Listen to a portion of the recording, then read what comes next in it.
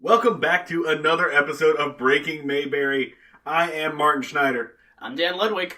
And this is an episode we've teased for a little while. Every episode so far, we've done 2 episodes of the Andy Griffith Show. But this time, this episode bothered us so much, and you especially, Dan. So yeah, this episode has pushed me to the brink of madness. I have watched it conservatively 10 times. Constantly talking to people about and obsessing over the ethical and legal ramifications of the crime that Andy Griffith does in this episode of TV. Along those lines, I got a lawyer. His name is Ian. He is not charging me friend rates. We are really going to have to get our money's worth because I am hemorrhaging money that I quite frankly don't have any right now. Say hi, Ian. Hi. I just have to make it clear for you, Dan, that I am not your lawyer. You have not paid me. Diamond dollars do not count as real money outside of Temple University. But yes, I am a licensed attorney in Pennsylvania and New Jersey, and I'm also the author of Who Watches the Stormtroopers? Judicial Oversight as a Remedy for Excessive Deployment of Battlefield Technology and Search Warrant Execution. It's just a very long way of saying that I have some experience dealing with criminal procedure issues, and I am similarly weirded out by this show. We got fucking legit for this one. We decided to call in some backup. Also, please donate to our Patreon that we don't have right now, but legal fees are going to need to be paid. We're going to need one after this. I'm in some real fucking hot water as a result of this episode. Alright, so the episode we're talking about is Season 1, Episode 7, Andy the Matchmaker. And I love that title because it sounds so pleasant and cute compared to what it actually is. Once again, directed by Don Weiss. Written by Arthur Stander, the same person who wrote Runaway Kid, which we talked about last week. So Weiss and Stander are kind of our, like, Andy does illegal and immoral shit duo. Yeah. Last week, I'm not going to say that Andy kidnapped a kid, but he did not kidnap a kid either. He did actions that directly resulted in an Amber Alert. Those actions were essentially a preamble to what he does now. Because the lesson he instills in Opie, that you should never be a snitch, really fucking comes into play here, and he really, really banks on that have sank in. There was this line that when I was watching that episode that kind of, when I watched episode 7, the one we're going to be talking about today, really kind of stuck with me as almost like it was foreshadowing. Not that this show exactly has any kind of story arc. It's not actually Breaking Bad, but it does seem to have a line that was kind of foreshadowing like they did have in Breaking Bad, where Andy's like talking to Opie and he's like, rules are very important things, but sometimes they get in the way when we're trying to help somebody. So what we do in a case like that, we don't exactly break them. We just bend them a little bit. A preamble to Andy's age is just a number speech that's going to happen later in the season. Okay, but yeah, so we're gonna like go through scene by scene, but we're also going to go on massive amounts of tangents because we're going to get very upset. So we should just say what the crime is. Opie, I'm just saying, if you gotta bring a guy in and a little bit of cocaine happens to come out of your pocket and into his, it's all for the greater good. Alright, and we're only being a little bit unfair to Andy. So let's go ahead and, as always, I'm going to read the date. Please remember this happened on November 14th, 1960, and we're going to talk about that because, once again, I have no idea when the show is set. Mm-hmm. And this is the Wikipedia one-sentence description of this episode. Andy and Ellie stage a fake robbery at the pharmacy to boost Barney's self-confidence. Andy also encourages Barney to date Shy Rosemary, whom he had only been walking to church on Sundays. And something that's left out of that is, as a result of this whimsical fake robbery that Andy Griffith does, as a direct result of this, a man goes to jail. A man actually does time for this. There is a fake crime. As a result of that fake crime, there is an arrest. And a real sentence. And a man goes to prison. Yeah. Yes, presumably for a very long time. There's a couple spaces between that line. It's a dotted line. They technically get around it being a direct framing by the fact that they extradite him for other crimes that he did elsewhere. But it is still an arrest as a result of a fake crime and a man who goes to jail, presumably for a couple of years. There's a lot to unpack. Let's start at the beginning here. Yeah. Let's start at the beginning. The opening of our episode is Barney Fife storming into his office, or maybe the police office / jail that is Mayberry, and he is declaring that he has had enough. Mm-hmm. He's going to tender his resignation as deputy of the Mayberry Police Department. And since he's the only deputy of the Mayberry Police Department, that means their police force decreases by 50%. And he's doing a full official inventory. He's like reaching out. He says, "Here's my police belt. Here's my whistle. Here's my gun." We do the bullet gag where he reaches into his his coat pocket, and pulls out the one bullet that he's been allotted. He's saving it for someone special. Yeah. Yeah. If Barney Fife shoots you, you know that you fucking deserved it. Well, hard disagree. If anything, if Barney Fife shoots you, that's probably evidence that you were doing in no way anything close to a crime. That was like the biggest proclamation of innocence I can think of. Let me back up. Let me rephrase. If Barney Fife shoots you, it was your fault. Not because you were doing anything, but because you saw the man with Parkinson's basically shakily reach into his pocket, shakily load his gun, shakily put it in the chamber, and then shoot, and you did nothing. That is true. You did nothing to prevent that from happening. He tried to shoot a person in episode 2 and was soundly beaten for the attempt. So that is fair. So I'll blame any of Barney's victims. Mm-hmm. All right, so he is Jesus Christ. That's gonna bite me in the ass in like episode 12. Yeah, that's gonna bite you in the ass in your later career. All right. So he declares that he's going to leave, and he's resigning from the police force. He does something that I find horrifying, which is he goes to where the rifles are and like strokes one of them lovingly and says, "Sure am gonna miss these." God, there is the real... And then he talks about getting a job down at the pickle factory, and he really says it. I feel like I was like, oh man, you're gonna die in like a year without this job. Like he was like, I guess I'll get a job at the old pickle factory. They can always use a brine tester. And I was like, ooh. Side note, I'm going to put that on our ongoing list of things that the Andy Griffith Show does not realize are as gay as they sound. Go work at the pickle factory. Holy shit, go work at the pickle factory is one hell of a euphemism. I have a strip club that he's going to start working at. I actually had a pickle factory in my town growing up. It was a Vlasic pickle factory. I have a lot of weird connections to this show in my childhood. Like I told you, my dad. I used to remember times when my dad would watch this on TV Land. I'm sure he watched it growing up, like because he was born in like 1955. So this was right peak during that time where he absolutely definitely watched it. But I also remember him watching it, like especially when we would go like see my grandma. Like he would be just straight up watching Andy Griffith episodes. I mean, something that's actually a tangent. I've been talking to basically every person I know over 40, and they all watched the Andy Griffith Show as a kid. Andy Griffith was basically this time period's Tom Hanks, which I think should really underscore the severity of what happened in this episode. Andy Griffith was America's dad at this time period. There were a bunch of kids who were Opie's age watching this show, learning the same lessons as little Ronnie Howard. Was he America's dad yet? Because remember, we're in season 1, episode 7. Right, he hasn't quite established himself yet. He hasn't established himself as America's dad yet. That's... Maybe.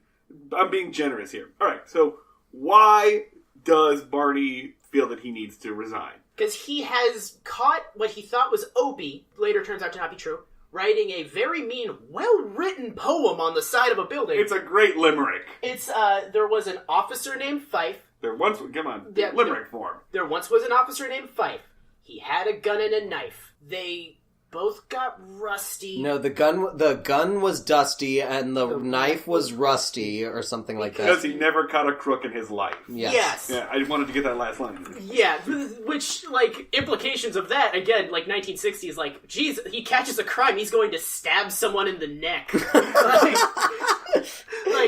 Oh, your weaponry is so unused from all these crimes you haven't encountered. Officer Rambo. Yeah. What a weird, backwards way to call him a bitch. I bet you haven't been on one killing spree, Barney Fife. You haven't shot a single man just to watch him die. Yeah. You haven't watched the life leave anyone's eyes. You're a terrible police officer. But yeah, so he reads this incredibly, well done. These kids are on fucking point. The English classes in Mayberry are making these kids very effective, mean shitheads. Even though Opie can't write yet. Yes, Opie's illiterate. It's like Mayberry shitposting. These kids are basically the weird Twitter of their day. They shitposted so effectively that they made Barney Fife question his life. I mean, can you imagine writing a tweet so powerful it makes a cop quit? Well done, comrade. Oh god, I think if that happened, the person would just transform into pure energy, just transcend to a higher plane of existence. Okay, Barney's upset by this poem, which, by the way, anybody who has their feelings hurt that much by a little poem graffiti should not be a cop. Yeah. Just throwing that out there. That's fair. But it also is funny because, if you ever insult cops in, real life, cops will just throw fits. Yeah. Just get so upset that you insulted the thin blue line or the badge or whatever. Yeah. Alright, so he's upset by this. As you pointed out, it turns out it was not Opie, because Opie doesn't know how to write. That is Opie's defense. That is his alibi. Could you make a case for Opie in this one? You probably get absolutely. Opie off. It goes to his capacity. If you physically couldn't commit the crime, that's a great defense. Mm-hmm. It's something to show if the shooter had to have been 6'4", firing from a standing position. You're perfect. There's no better client to have than somebody who's permanently in a wheelchair. Something like that. There is this is the first strike against Don Knotts' abilities as a police officer in the episode, in that he doesn't do the basic background to find out whether or not his perp is illiterate. If the kid can't spell, your case goes to hell. Yeah. Solid comforting. Yeah. So he summarily proceeds to try to quit as a result of this mean limerick. To prevent this from happening, Andy hatches a scheme in front of his son. Oh, wait, we're skipping one thing. Yeah. The reason why Barney doesn't quit right then and there is because the woman he has a crush on, Miss Rosemary. Miss Rosemary. I was going to say Eleanor, but that's Andy's girlfriend. Miss Rosemary comes in and just brings them treats or goodies, and just says she's so impressed by how you boys have been working so hard to keep the town safe. Don Knotts does a little bit here that I really do enjoy, where he's awkwardly and clumsily fondling the coat rack. Yeah. He fondles a lot this episode. Wait, I just have to mention something. Miss Rosemary's coming in, she's bringing Andy his laundry or something like that, if I remember right. I mean, she's bringing. The only reason I remember this is because she's bringing him in some laundry, and he mentions having my judging coat, and I don't remember and I'm guessing he's referring to the coat that he wears as justice of the peace, and that's another thing to unpack there. That the sheriff is also the chief judicial officer in this town. That's another thing to unpack there, but just. The fact that he refers to it as his judging coat is just something that, touches really, corely into, the gay man in me, is that I have several judging coats, and, Really? Are you wearing one right now? We're here to judge. I mean, this is my rainy day, it's not really a judging coat, I don't really think that this is, what I'm wearing right now makes me fit to judge anyone at this point. We brought you here to judge things. Well, it's an inanimate object, it's a show. I can't judge people in here. This is just my rainy day. We are not getting our money's worth out of this lawyer. He is not adequately dressed or prepared. But yeah, no, that's actually a thing we're going to circle back to, because keep in mind, as he commits this crime, Andy holds 2 positions of legal authority in this town, and also, as it's later going to be established, the mayor is a fucking joke. So he basically... Wait, there's a mayor in here? There is a mayor. Yeah. There is a mayor. What episode has he shown up in? I must have missed that episode. He has not We been... don't see him until... Oh, he's just faceless? He shows up later on.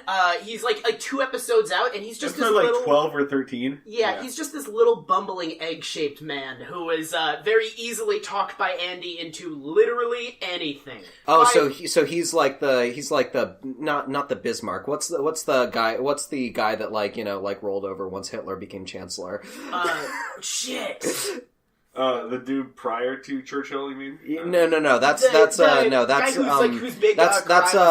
Neville Chamberlain. Okay. But no.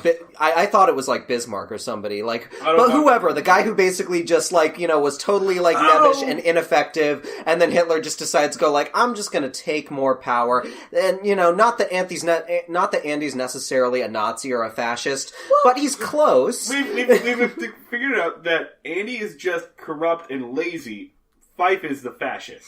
That's okay. what we're going on by Because this. Fife is very horny for authority. He is. Yeah, that there's is very true. Psychosexual shit between Barney Fife and crime. Oh, absolutely. He just can't wait for the day when he can sodomize someone with a nightstick. Yeah, no, that almost happens in episode 2. I should also point out, though, we realized in the last episode, Runaway Kid, that if Andy is ever charged with a crime, the only person who can be the justice of the peace in that case is Barney Fife. We've already seen how that goes when Andy was brought up for a parking ticket. Kangaroo court, almost immediately. Kangaroo court, is that adequate? I mean, it's not a legal term. Kangaroo court is not a legal term, but yes, absolutely. Really? We don't, surprisingly we don't have a term, kangaroo court is not a legal term. In my head, kangaroo court is just, it's a court, but shitty and corrupt. I don't know, what the actual... definition is. Yeah. Okay, Miss Rosemary enters, and this is where we learn that Barney has been walking Miss Rosemary to church every Sunday. Mm-hmm. They are very, very obviously into each other in the weirdest, most uncomfortable way possible. Oh, yeah. Miss Rosemary seems to be terrified by any sort of, idea of physical contact or pairing with anyone throughout the time. I don't know if it's just the bad actress or if there's some sort of subtext going on, but she seems legitimately terrified throughout this episode when anyone's talking about pairing her off with Barney. Yeah! Which I think being terrified of physical contact makes you the perfect woman for Don Knotts. You're already going to hate it, so you might as well date Don Knotts. So... Also, I love that in an episode where a major crime is committed, they somehow manage to make it almost immediately about Barney Fife's cock. It's this entire episode about his dick and where he's going to get to put it. Yeah. And so he leaves with his belt and everything in hand because Andy has suggested well, you should probably get back out there, protecting the town because that's what impresses Miss Rosemary, remember? And then Andy, with no tact or grace whatsoever, just so he's into you, right? And she's very coy about it. She's trying, very hard to change the subject, and he is just not taking a hint. She's being 1950s as fuck about it. Oh, yeah. I suppose he's a nice man. All we're doing is walking to church. Yeah. So then she leaves, because she was just dropping off the laundry or something. I don't know what Aunt B's doing. She's not even in this episode. I've noticed that any time a woman shows up in this series, besides Ellie, any time a woman who is not Ellie shows up, it's because they're dropping off food or laundry.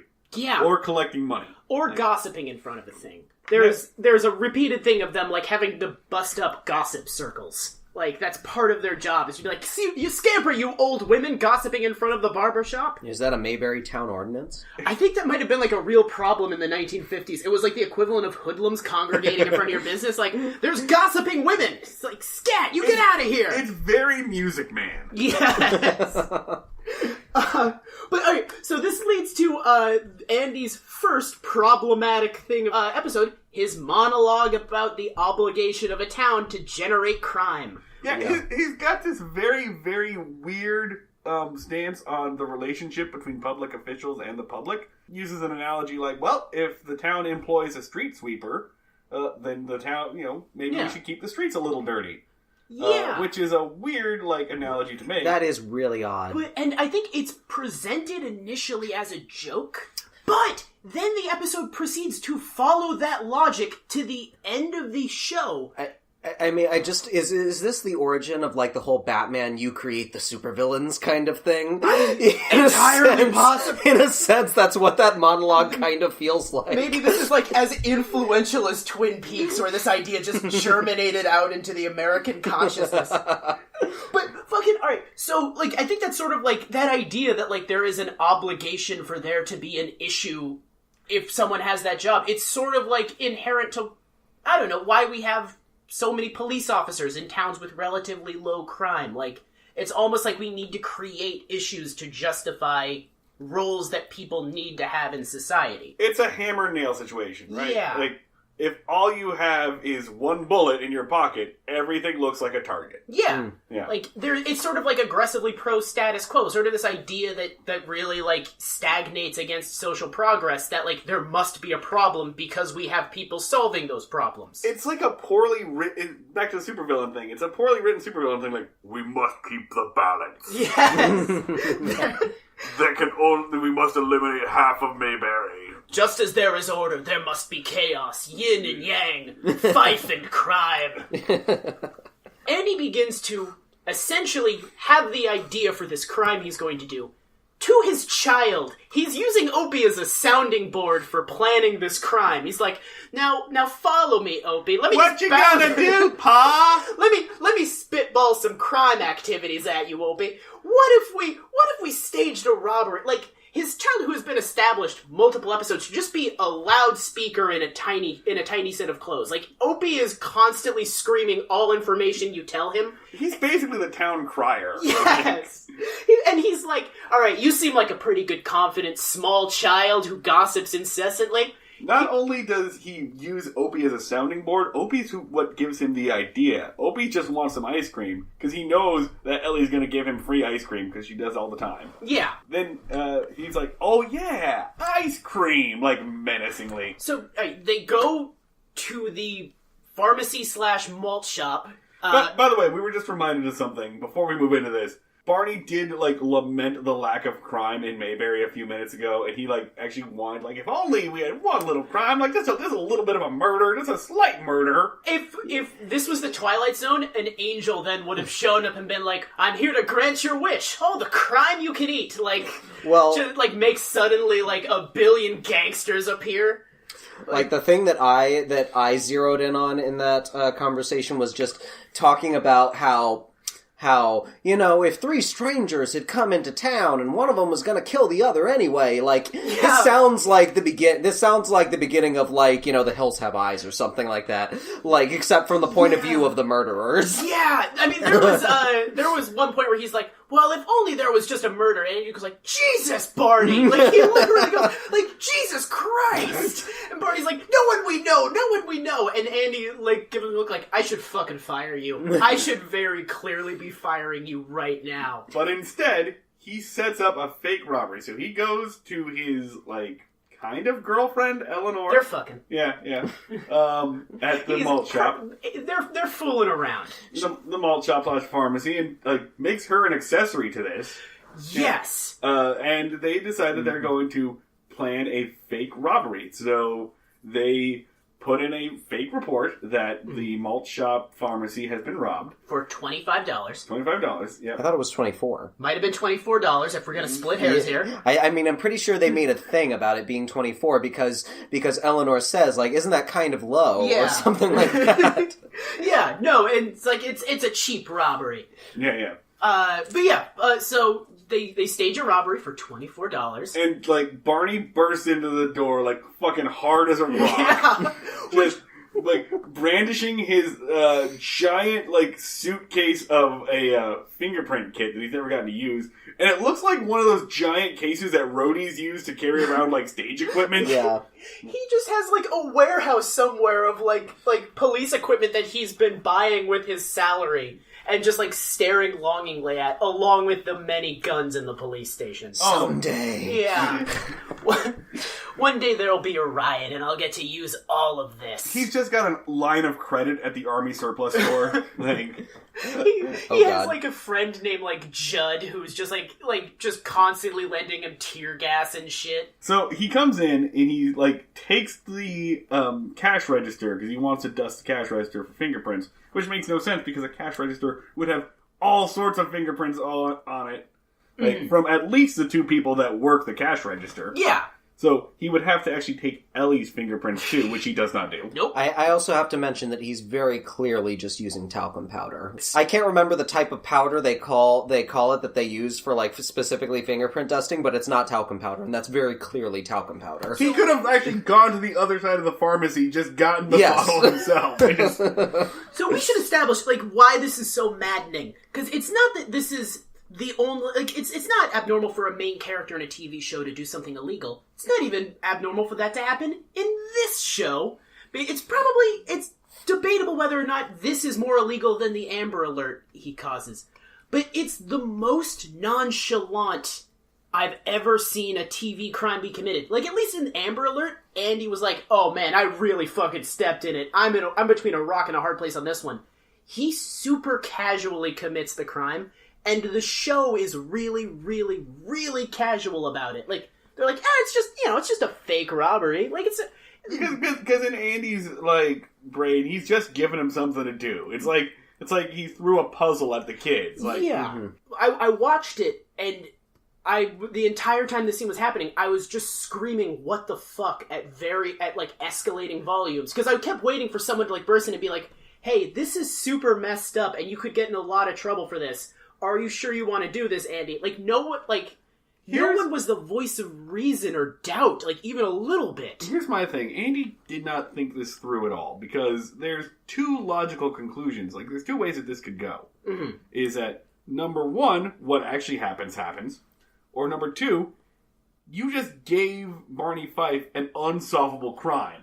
So he's going to lose his mind, like, drawing up, and it's going to, like, drive him insane that he's so committed to this crime, this case that he wants to have solved. And Opie raises this concern. Later on, Opie is saying, like, I'm not paying attention in class because I'm really thinking a lot about this crime we did. Great fucking parenting, Andy. Your kid is pondering a criminal conspiracy when he should be learning.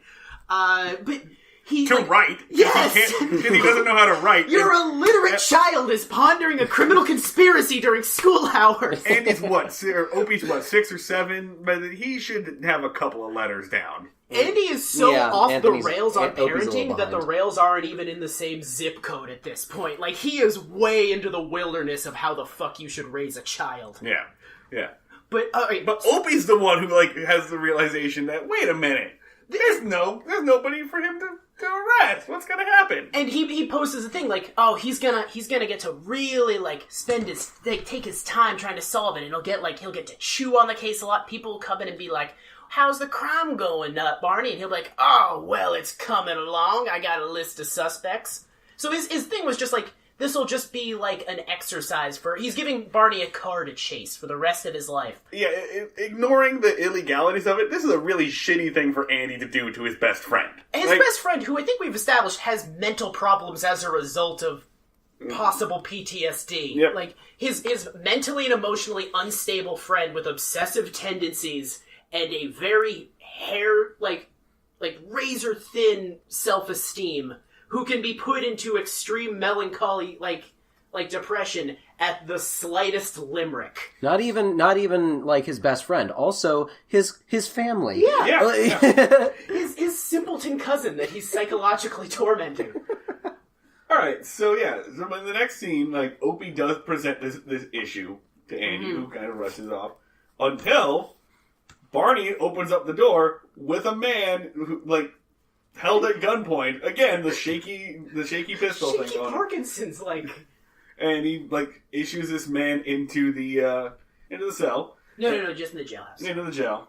Says that he did it. He caught the criminal. Basically on the basis of just, like, this guy was passing through and I didn't know who he was, so clearly this guy must be it. Let's actually do this justice, alright? That he just straight up says to Andy that he went and rounded up a drifter who seems suspicious. Like, let's really break that down because it's around this scene that really, like, got me thinking about some of the criminal procedure shit that's going on in this show. And I just have to, I hope we can go out on a bit of a tangent on that, just to talk about that. That's why we brought you on. Exactly. Yeah. If you want to get your money's worth, here's where it goes. Just starting on, like, say, episode 2, we already know that, they don't really understand the idea of, like, reasonable suspicion. They stop and frisk people with zero basis. And you've also talked about kind of the timing of this show, and the timing of it is super weird. It's hard to really pin down when this show exactly takes place. Like, I noticed, like, during this episode, there's a calendar on the wall that says it's 1957. But we know that that's inaccurate because in episode 8, the gravestone of what's-his-name that, like, fakes his death, that's another crazy thing for, like, another episode. We're not that episode. Weird. Somebody fakes their death. But his tombstone says 1958. But at the same time, Andy is driving a 1960 Ford Galaxy 500 as his squad car. So it's kind of hard to say when this took place. But let's just say... Welcome to the mouth of madness. Yeah. I think it takes place, like, it's set at the same time as when it airs. The show airs, which is, 1960. Okay. Because they also make references to Elvis and stuff. Okay, yeah. So let's in a later episode, they're going to reference Rock Hudson. Yep. But everything feels like the Great Depression. Exactly. They just have cars. Yeah. Exactly. And it's really an interesting time in the legal development of the United States. Because we're right smack dab in the middle of what's essentially the Warren period of the Supreme Court. For people who agree with it, it's called the Warren Revolution. If you're Bill O'Reilly or Clarence Thomas, you think of it as the end of American liberty and something that we've been trying to turn back ever since. But if you're a jurist who thinks that the highest calling of the law is as a tool of social progress, you see the Warren Court as kind of a model of what the Supreme Court should do. It's basically named so because Earl Warren was the Chief Justice of the United States Supreme Court at that time. And during this period, a lot of decisions in terms of criminal procedure as well as just general civil liberties came down. Mm-hmm. And in terms of the timing of when the show takes place, let's say we're going with 1960 as the time when this takes place, all right? The major criminal procedure decisions of the Warren Court still haven't quite happened yet. Gideon versus Wainwright, which is the decision which recognized that if you can't afford a lawyer to defend you in a criminal proceeding, the state has an obligation to provide that for you. And it's the thing that established that the government has to provide you a public defender if you can't afford to hire a lawyer. So there are no public defenders in Mayberry? There are no public defenders in Wainberry because Gideon versus Wainwright was in 1963. Okay. So there's no public defenders anywhere. There's no public defenders anywhere. That's good to know. Okay. All right. That explains some shit. Next one that you might be familiar with. Mapp v. Ohio was 1961. That was the exclusionary rule for the Fourth Amendment. That's basically saying if the cops violate the Fourth Amendment, say they search you without a warrant, if they search your house without a warrant, then the remedy for that to basically deter the cops from breaking your Fourth Amendment rights is to exclude that evidence. In other words, to say that evidence can't be used against you in court because for social policy reasons, we don't want to incentivize police to violate your constitutional rights. So we're going to impose this thing called the exclusionary rule to say that they can't use it against you. But Mapp v. Ohio was in 1961. It's still a year away from when this show aired. Terry v. Ohio. We were talking about stop and frisk. Basically this idea that in order to stop some random stranger on the street, the cop needs some sort of reasonable suspicion. Some sort of thing that they can point to, an objective thing that they can say, not just a hunch. They need to be able to, like, look at this person and say, all right, this person was, like, hanging around a jewelry store. He was sticking his hand in his pocket and, like, fumbling around with something that looks like a gun from here based on my experience and training as an officer. This guy is about to rob this jewelry store. Something like that lets you stop that person, ask them a few questions, and frisk their body if, based on what you've asked them, that's, it seems like they could be a threat to you. So you're allowed to do a stop and frisk for weapons. That decision only came down in 1968. All right, Miranda v. Arizona, where they had to read you your rights, only happened in 1966. The only major case of the Warren Court that's come down before this time of the Andy Griffith Show is Brown v. Board of Education, which kind of puts it into an interesting context, considering that there are no black people in Mayberry. And you see some of the other racist dog whistles in this show, you kind of think maybe at some point in the late 50s in an NBC, executive boardroom, they were thinking, maybe we should cash in on that demographic that's not so comfortable with this integration thing. Just maybe. But that's a little bit speculative. But I'm just saying, we can analyze this from through the lens of what modern criminal procedure is. But the thing is that this takes place before all that. And you guys talk about how crazy this shit was. But that's because before the Warren Court put a lot of this stuff down, it was crazy. Cops could literally get away with murder and often did. So literally all the stuff that we've been losing our mind about, through this entire period of time, was completely legal at the time that it was shown. Sort of, yeah. With the exception of, Andy filing a false police report. I mean, yes, the filing of false police report is still just as illegal in 1960 as it is today. But, a lot of the things that you see, in the Manhunt episode where Barney's, just saying, I have to stop and frisk you, it's just what we gotta do, even though it's his mom. I gotta say, I really appreciate that your Don Knotts impression is just as bad as ours. Yeah, my Andy is better. My Andy is a little bit better. Good I'd like to think so. But, I'm not 100% sure what exactly the basis for it was before Terry, because Terry is such a major, pivotal criminal procedure case. It's kind of it's just not something you really learn about in law school because it's not applicable anymore because the Warren Court so radically changed how criminal procedure is done in this country. So, by modern standards, would Don Knotts' arrest hold up? Oh, well, we actually haven't explained the arrest yet. So let's go back. Let's go into the arrest real quick. We'll circle back. Yeah, let's circle back. So, here's how the arrest works. Barney brings in this suspicious drifter and tells Andy, I got the guy. This is the guy that robbed the pharmacy. Opie, human loudspeaker, goes, wait a minute, wait, what? They have to escort Opie out of the room because he's about to blow the whole thing wide open. He's barely, tamping down. And Opie, throughout this entire thing, his reaction isn't well, I want to yell information about this. He's like, what the fuck is happening? I'm horrified by this. And he's like, shut the fuck up, Opie. Shut up. For once, Opie is the voice of reason and not the enabling little psychopath. Opie is the Jiminy Cricket of this scene. He is the conscience that is being, squashed down by Andy Griffith. He's like, shut up and let me do this crime. You're going to get us both put away for a very long time. So, what Andy does, because he doesn't really know what else to do, because he knows that this person obviously didn't commit the robbery, because there was no robbery, is he calls a different sheriff in a different town after gathering some information from this drifter, who apparently just forgot a bunch of stuff that he did that was bad before. He calls the sheriff in the other town, gives a description, gives a name, and then hangs up and says, well, we're going to drop the robbery charge, because we're going to extradite you, because in the county over, you're wanted for a whole bunch of worse stuff. They don't tell you that stuff. It's implied to be bad. Here's an important thing. The description of this guy is 3 sentences. He says how tall he is, what his hair color is, and the name he gave. That's it. It's less than 30 seconds, and then he says, okay, we're going to extradite you. Yeah, did the guy just forget he was wanted? Did he not know? Yeah, why would you use an alias that you already used? Just make up a new name. But the question I have is that enough? Is there a basis for how much information is required for there to be an extradition? So for an arrest today, I am a practicing attorney. I'm not necessarily a legal historian, so it's hard for me to. I'm like you guys, I'm judging this from a 2018 perspective. I have the perspective of, practicing law. But I don't...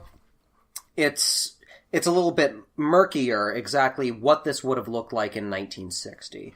But from a today perspective, yeah, that's really fucking thin. That he, goes and rounds up a drifter at the train yard who just sort of fit a vague description. You would, if you were a defense attorney, you would absolutely challenge this. If you're a defense attorney, you're kind of used to challenging things he fit the description at something like a preliminary hearing, which is kind of the first appearance that you have before a judge, where basically they decide whether or not there's probable cause to hold you. Probable cause is the basis for being able to hold someone against their will. It basically means that based on certain objective factors, it is more likely than not that you committed a crime. That you, in particular, you, Dan Ludwig, have committed a crime.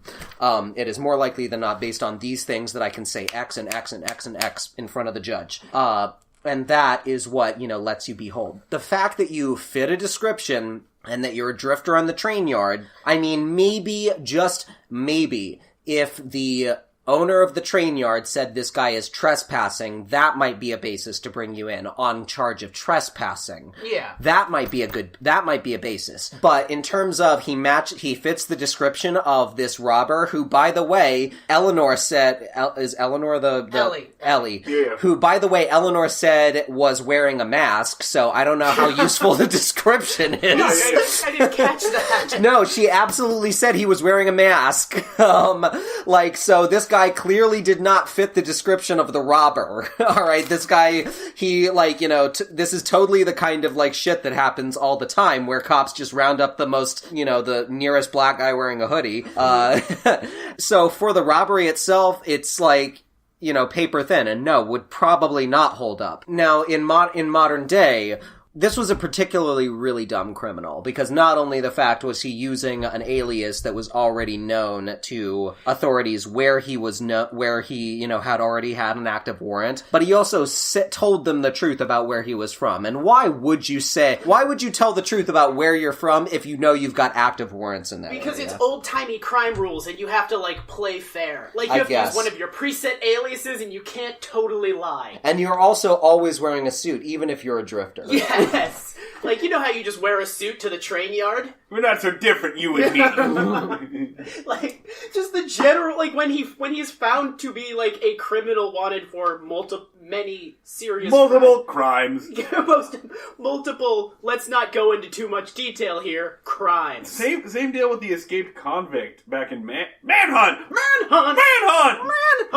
So in Manhunt, it's a little bit different, because... I'm just saying that they never say what the criminal was convicted of. Right, but that doesn't matter. He's already been convicted. There's no presumption of innocence. No. It's just a recurring thing. They never say specific crimes. They just say that you're in here for you did 3 crimes. Come on in. But I mean, it's do you remember that Harrison Ford movie, The Fugitive? That famous scene where he's about to jump off of the dam. We've definitely referenced it at least once on the show. And I don't care! Yeah, exactly. That's very accurate, and that's actually a responsible law enforcement kind of perspective, because your position is not to judge whether or not the person's innocent. That's the court's job. Your job is this person's been convicted. There's no presumption of innocence. Your only job is to bring them in alive. Andy would wipe his ass with that entire principle. Andy would be like holding Harrison Ford at gunpoint, be like, all right, well, make your case why you didn't do it, and I'll decide right here if I'm going to arrest you. In the middle of the sewer. Yeah,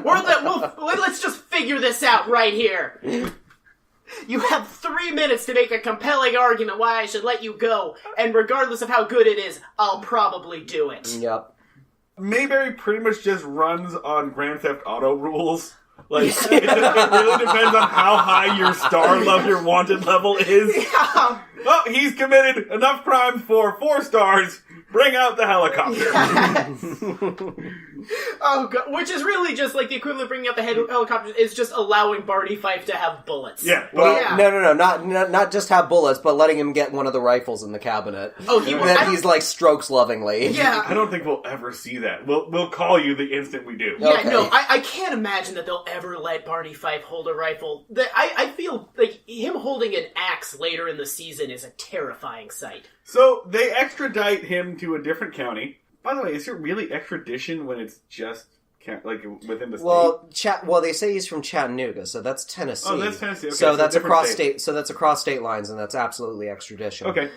Here's the thing, though, and the whole reason I got involved in this mess is that Dan called me just distraught about this whole scenario, yes. just as a hypothetical.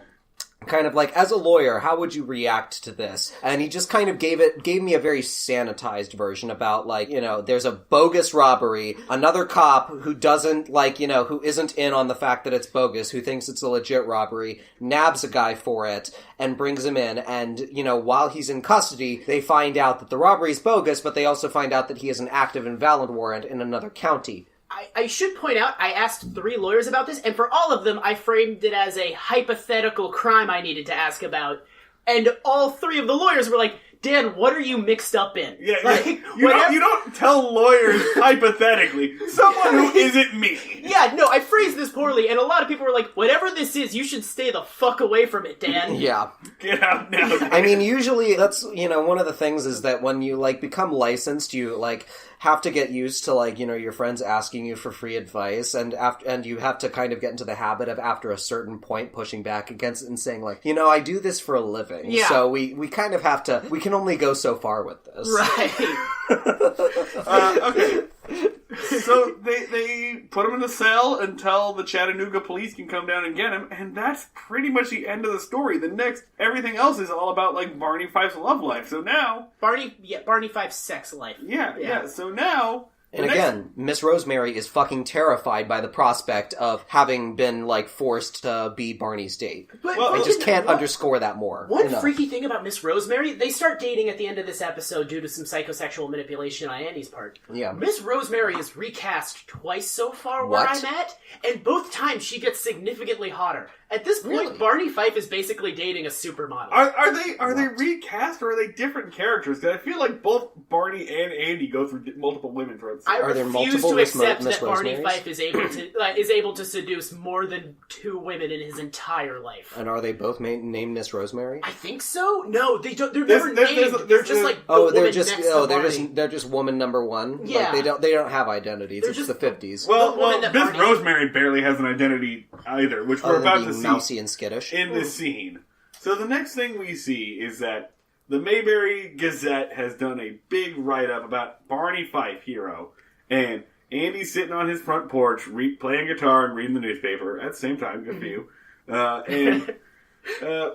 He's a Renaissance man. Yeah, Barney comes along, and Barney is eager to start using his newfound fame to start trolling the town. Yeah. He's gonna go on a sexual rampage. And he suggests, now that you solved that crime and you're feeling a little better about yourself, why don't you go ask Miss Rosemary out? And Barney's response is, she'll be there. She ain't going nowhere. Barney Fife. The Fife man's got to go lay some pipe. I've always, she's Old Faithful, but right now I've got some cred, so I'm gonna find some side pieces. Barney Fife is such a bad person. His exact logic is that he's got to go look around a little bit. So Andy, who wants some return on investment on his horrible crime, yes, I put my neck out for you, man. So sees Miss Rosemary coming along, and then he stands up and, weird bout of, reverse psychology, decides that this is his new scheme. He, right then and there, asks to go and court Miss Rosemary. I would like to call on you. Let me call on you tonight. Ugh. And Miss Rosemary, by the way, just stands there completely still this entire time, just she's frozen. Utterly stiff. Yeah, just terrified. Frozen. And that is when Barney gets up, and at the idea of another man sweeping in and taking Miss Rosemary. By the way, no one mentions Ellie in this scene. Yeah. Barney stands up and goes, wait a minute, I have dibs on her. Yeah. Miss Rosemary does nothing about this. Miss Rosemary does not respond at all to the fact that these 2 men are bidding on her, essentially.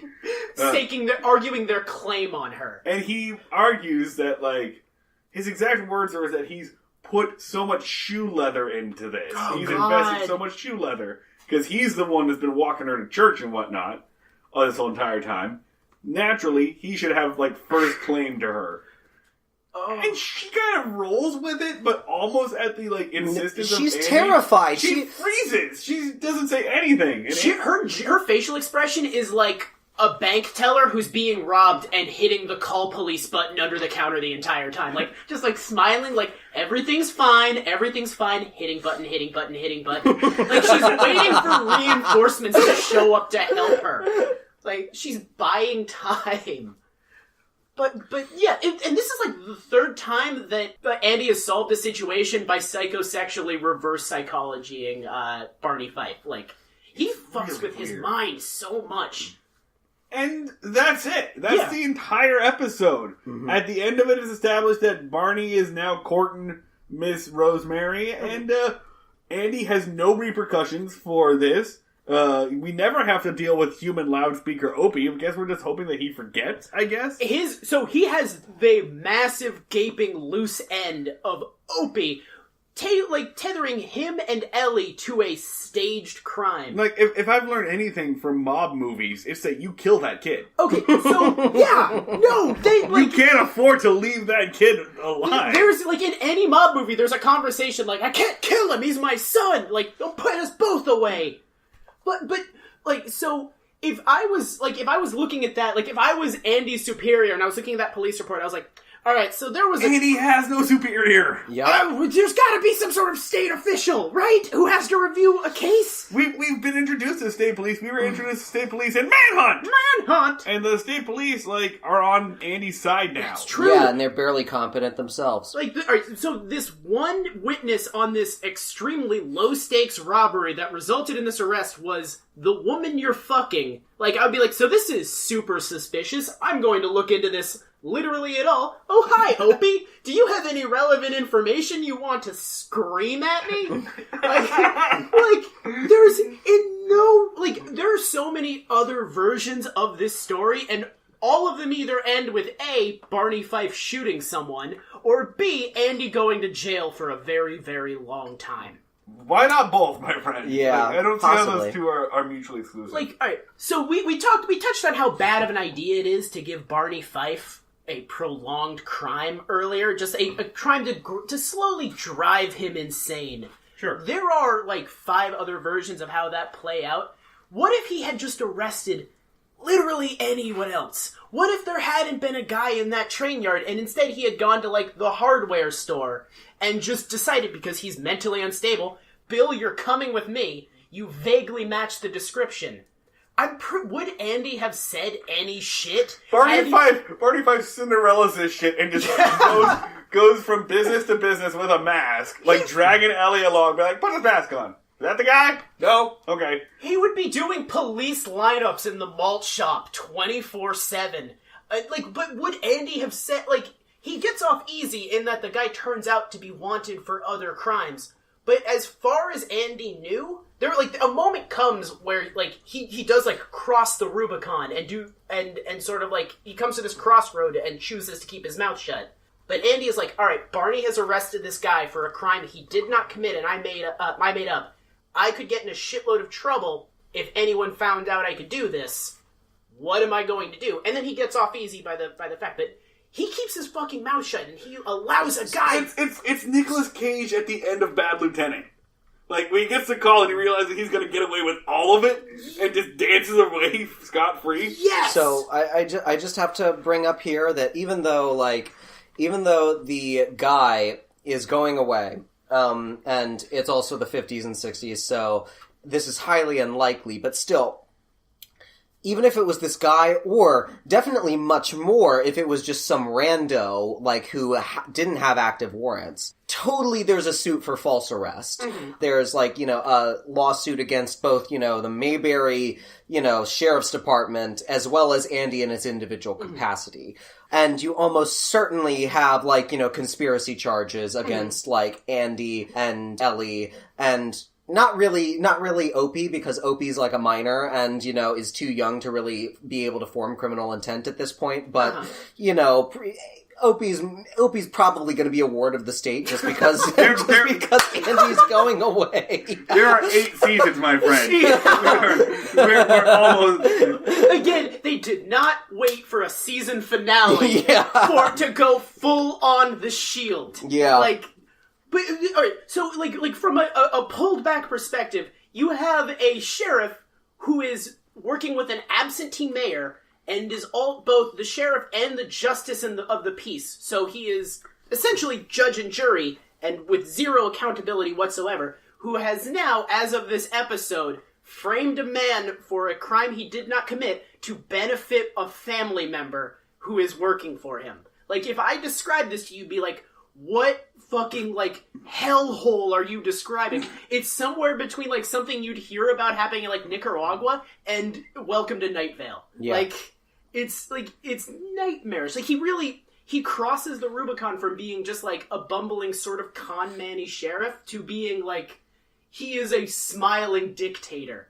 Like, I've said it before. I'm really wondering what's going to happen when, like, Andy takes a sick day and Barney Fife comes into power. oh, Like, they have set up this benevolent dictatorship that once Barney slides up into the ranks will turn into pure fascism. there is an episode for you happening in about 12 episodes. Yes! The reign of Barney Fife does happen. It goes pretty similar to how you're envisioning. Oh God. Yes! Andy's for the most part a good dude with he's enforcing his own version of morality against the law, and that sort of works out. Like, his whole thing of, like, the law gets in the way of the greater good, so we should ignore the law and I'll just enforce what I think is right. For the most part, it doesn't cause very many problems. But what if you took, like, anyone with any shitty view, like, for example, like, what if Andy was a little bit racist? Oh shit, you just invented Joe Arpaio? Fuck, I can never remember his Arpaio. Arpaio. Yeah, you just invented... Arpaio. Yeah. Arpaio, not Arapaio. You just invented, the nightmare backwater sheriff abusing his authority. God, that is actually really accurate now that I think of it. Just take Andy Griffith, add racism, and you have, like, a civil rights nightmare. Yeah. So it sounds like you know what your Fife score is. It's 10. Wait, what's Fife's score? All right, so let's do our ratings for this episode. Every episode we rank on an Andy meter, 1 to 10 Andys, which is how good is this episode? Like, how much did you enjoy watching it? How good is it? And 1 to 10 Fifes is how horrifying is this episode? The ramifications. How morally repugnant. Okay, this is definitely 10 out of 10 Fifes. Yeah, 10 out of 10 Fifes. Yeah. 10 out of 10 Fifes, hands down. This is the gold standard. We all agree that this is 10 out of 10 Fifes. Just, if not for just the behavior, but just the precedent it sets. Yeah. And then, how good is this episode? 1 to 10 Andys. Like, how much were you entertained by this? Did you actually like watching it? I mean, it was good fodder for good conversation. It's a picture of Turk from Scrubs. I have no fucking idea if it's a good show. Like, if it's a good episode of TV. Like, I think it's technically, like, it's a good story arc.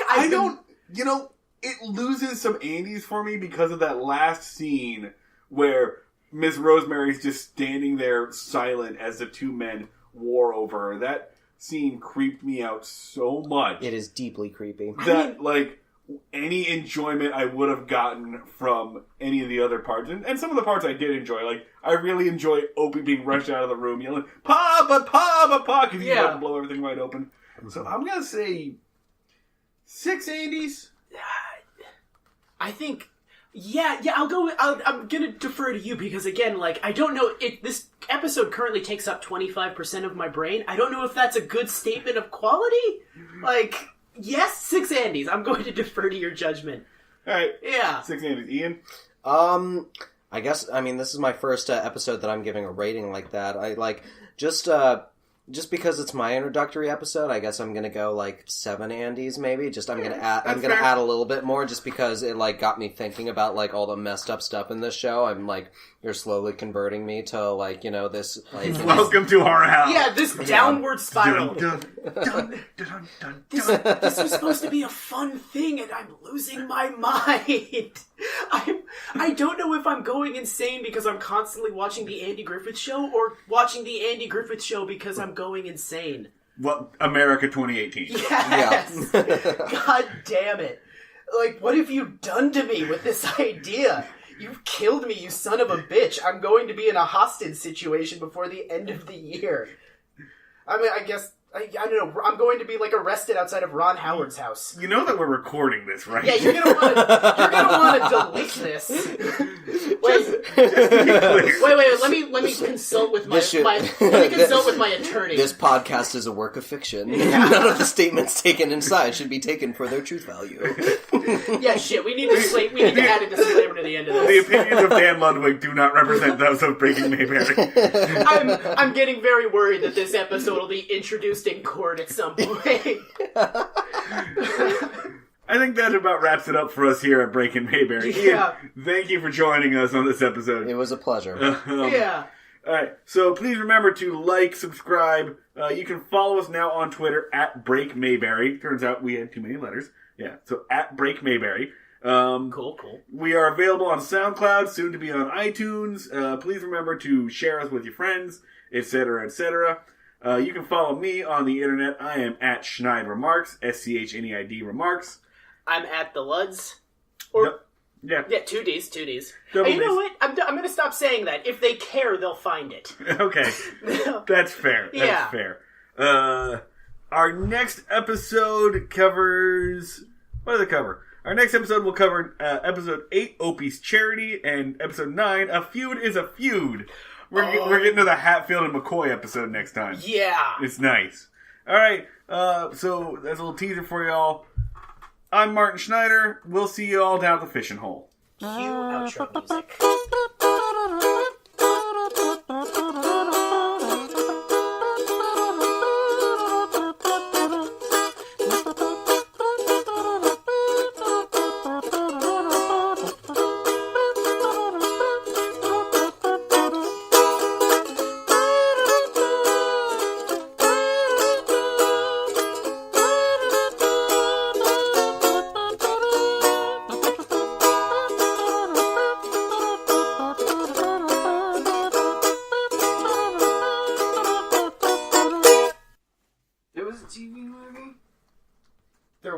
There was a TV movie, yeah. Return to Mayberry.